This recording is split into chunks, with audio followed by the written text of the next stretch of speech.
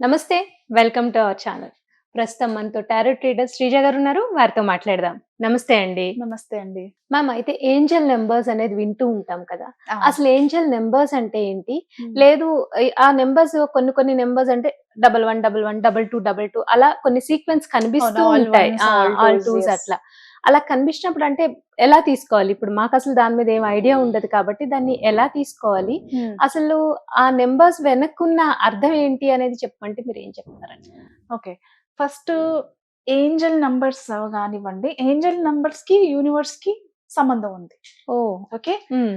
So, universe కానివ్వండి, Angeles చాలా మంది అనుకుంటారు ఏంజెల్స్ అంటే క్రిస్టియానిటీకి సంబంధించిన ఆ! కాన్సెప్ట్ కదా! అసలు దీన్ని మనం ఫాలో చేయాల్సిన అవసరం ఏముంది అని అవును. అనుకుంటాం.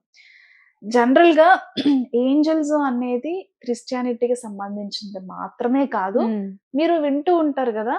డాకిని, షాకిని, ఇలా హ్మ్. వర్ణిని హ్మ్. అని హ్మ్. చెప్పుంటాయి.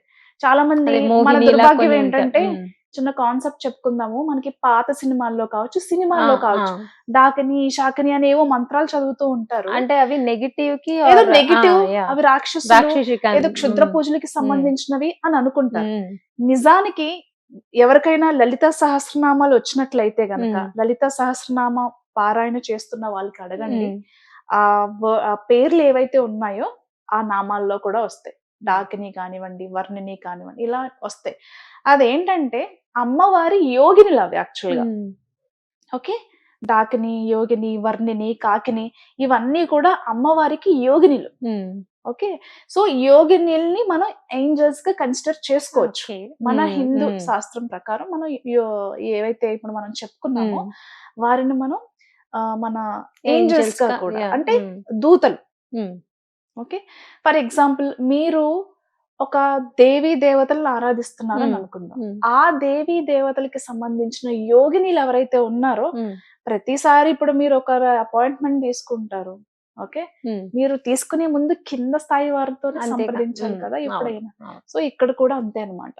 అమ్మవారికి సంబంధించిన వాళ్ళ పిల్లలు అంటే మనం భక్తులు హ్మ్. ఎవరైతే ఉన్నారో ఏదైనా ఇబ్బంది పడుతుంటే గనక ఖచ్చితంగా మనకి యోగినీల ద్వారా ఆ అమ్మవారు సహాయం అందించే ప్రయత్నం చేస్తారు. హ్మ్. కాబట్టి ఏంజెల్స్ అంటే మనం ఓన్లీ క్రిస్టియానిటీకి సంబంధించినవే అని అది. అనుకోవాల్సిన అవసరం హ్మ్. లేదు. హ్మ్. ఇక్కడ ఇప్పుడు యూనివర్స్‌కి ఎలా ఉందో చూసుకుందాం. ఇప్పుడు అమ్మవారి చేతిలోనే మొత్తం ఎంటైర్ యూనివర్స్ అంతా ఉంది హ్మ్. కదా! కాబట్టి ఎప్పుడైనా సరే దేవుడా నాకు ఈ ప్రాబ్లమ్‌కి సొల్యూషన్ కావాలి. లేకపోతే నాకే ఎందుకు జరుగుతుంది? హ్మ్. నేనెంత హార్డ్ వర్క్ చేసినా, నాకింత మంచి అవును. ఎక్స్‌పీరియన్స్ ఉన్నా, నేను నా జాబ్‌లో హ్మ్. ఎదగలేకపోతున్నాను. లేకపోతే ప్రతి ఒక్కరు వాళ్ళ బిజినెస్ బావుండాలనే స్టార్ట్ చేస్తారు. అంతే కదా! సో, బావుంటుందని ఎక్స్‌పెక్టేషన్స్‌తోనే స్టార్ట్ చేశాను. ఇది జరగట్లేదు అనుకునే వాళ్ళు కూడా చాలా హ్మ్. మందుంటారు. లేకపోతే రిలేషన్‌షిప్‌లో, బిజినెస్‌లో, హెల్త్ పరంగా ప్రతి ఒక్కరికి ఒకటేసారి ప్రాబ్లమ్స్ వచ్చేస్తా ఉంటాయి. హ్మ్. కదా! అవును. So, correct. ఇలా వచ్చేసినప్పుడు మనం అనుకుంటాం. దీనికి సొల్యూషన్ ఏంటి? లేకపోతే నాకెందుకిట్లా అవును. జరుగుతుంది అని అనుకుంటాం. కాబట్టి మీకేదైనా ఒక క్వెషన్‌కి ఆన్సర్ దొరకట్లేదు అనుకున్నప్పుడు, హ్మ్. మీకు రిపీటెడ్‌గా అంటే ఇంటెన్షనల్‌గా చూడమని కాదు. అవును. ఫర్ ఆ! ఎగ్జాంపుల్ ఆల్ వన్స్ ఉందనుకోండి. అంటే 11, 11, హ్మ్. 22, 22 అలా ఎనీ సీక్వెన్స్ నంబర్‌ని మీరు ఇంటెన్షనల్‌గా హ్మ్. చూడండి. హ్మ్. మీరు ఇంటెన్షనల్‌గా చూసేదే నేనిప్పుడు అంటే మనం కెమెరా ఏదో ముఖంగా చెప్తున్నాను. ఆలోచిస్తూ ఆ! ఇంటెన్షనల్‌గా మీరు కనిపిస్తాయి. ఇంటెన్షనల్‌గా చూస్తే అది మెసేజ్ అని కాదు. హ్మ్. మీరు, మీరు ఆలోచిస్తూ ఉన్నారు. మీకు సమాధానం దొరకట్లేదు. హ్మ్. లేకపోతే మీరు దేవుడి నుంచో, యూనివర్స్ నుంచో లేకపోతే మీకొక ఆన్సర్ కావాలని అనుకుంటున్నారు. అది ఏ విధంగాను దొరకట్లేదని అనుకున్నప్పుడు ఒక సీక్వెన్స్ నంబర్ అది ఆల్ వన్సే కావచ్చు, 1, 2, 3, 4 కావచ్చు, 0, 888 కావచ్చు, 777 జీరో నంబర్ కావచ్చు. హ్మ్. ఏదైనా సరే ఒక సీక్వెన్స్ నంబర్ ఒక నెల రోజుల నుంచో వారం వారం రోజుల నుంచో, లేకపోతే అంతకు ముందు నుంచి, చాలా రోజులుగా ఒక సీక్వెన్స్ నంబర్ అది ఏ నంబర్ అయినా కానివ్వండి. ఒక యాహ్! సీక్వెన్స్‌లోనే మీకు నంబరు రిపీటెడ్‌గా మీకు కనిపిస్తుంది. హ్మ్.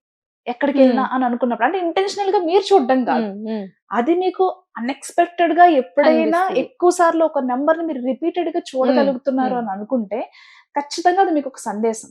ఓహ్! మీ క్వెషన్‌కి అదొక ఆన్సర్ అన్నమాట. అంటే ఎలా అనుకోవాలి అప్పుడు? అప్పుడు మీరు సింపుల్‌గా ఏం లేదండి. మీరు ఒక ఫర్ ఎగ్జాంపుల్ ఆల్ సెవెన్స్ చూసారు. హ్మ్. ఓకే.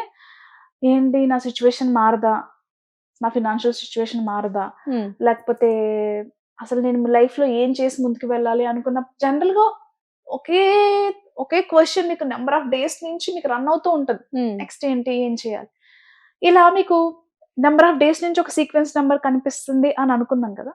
దాన్ని మీరు గూగుల్ సెర్చ్ అన్నా చేసుకోవచ్చు. లేకపోతే ఓకే. మీకు అమెజాన్‌లో ఏంజెల్ నంబర్స్ అని కూడా దొరుకుతాయి. చాలా మంది ఆథర్స్ ఆహా! రాసారు బుక్స్ ఆల్రెడీ. సీక్వెన్స్ నెంబర్ మీద ఆ నెంబర్ మీనింగ్ ఏంటి?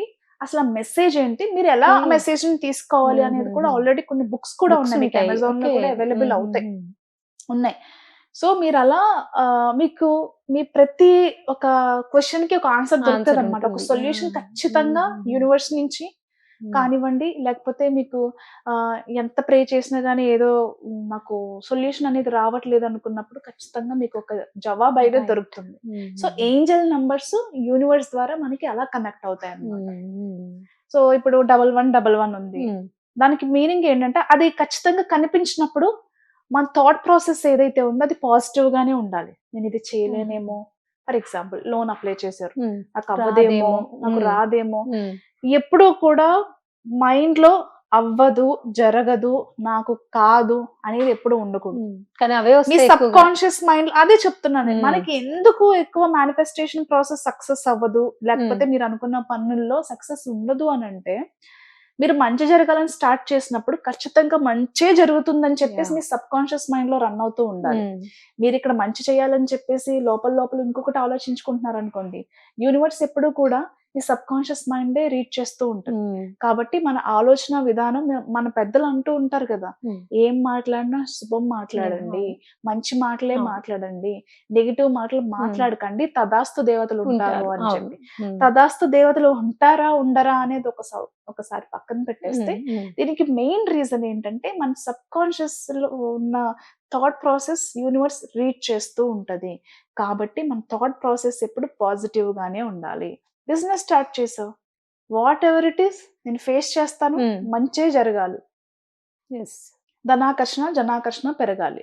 మనం స్టార్ట్ చేసాం గదా! జనాలొస్తారా? రారా? రారా? ఏంటి జరుగుద్దో డబ్బులు జరగదో. పోతాయేమో ఇంత డబ్బులు మనం ఇన్వెస్ట్ చేస్తే ఆ భయం కాదు. భయాన్ని పక్కన పెట్టి నువ్వు ఏ రకంగా దాన్ని నేను ప్రమోట్ చేయాలి, మార్కెటింగ్ చేయాలి యాహ్! అంటే నీకొక ఆన్సర్ వస్తది. వస్తుంది. సో, అలా మన థాట్ ప్రాసెస్ ఉండాలన్నమాట. ఖచ్చితంగా సీక్వెన్స్ నంబర్‌కి ప్రతి ఒక్క దానికి ఒక్కొక్క మీనింగ్ ఉంది. మనం నెక్స్ట్ వీడియోలో ఆల్ వన్స్ ష్యూర్. వస్తే ఏంటి? ఆల్ సెవెన్స్ వస్తే ఏంటి? యాహ్! ఆల్ ఎయిట్స్ వస్తే ఏంటి? అసలు రీజన్ దానికి ఎందుకు మీకు ఆ నంబరే కనిపిస్తోంది ఎక్కువ టైమ్స్ అనే దానికి మనం ప్రతి ఒక్క నంబర్‌కి మీనింగ్ అనేది చెప్పుకునే ప్రయత్నం రైట్. చేద్దాం. ష్యూర్ అండి. అసలు ఏంజెల్ నంబర్స్ గురించి నాకు కూడా తెలియదు. ఇప్పుడు చెప్తుంటే మా ప్రేక్షకుల్లాగే నేను కూడా చాలా బావుంది వినడానికి. సో, నిజంగానే ఏంజెల్ నంబర్స్ గురించి, అలాగే ఏంజెల్ నంబర్స్ యూనివర్స్‌కి ఎలా కనెక్ట్ అవుతుంది అనేది చాలా చక్కగా చెప్పారండి. Thank you. Thank you so much.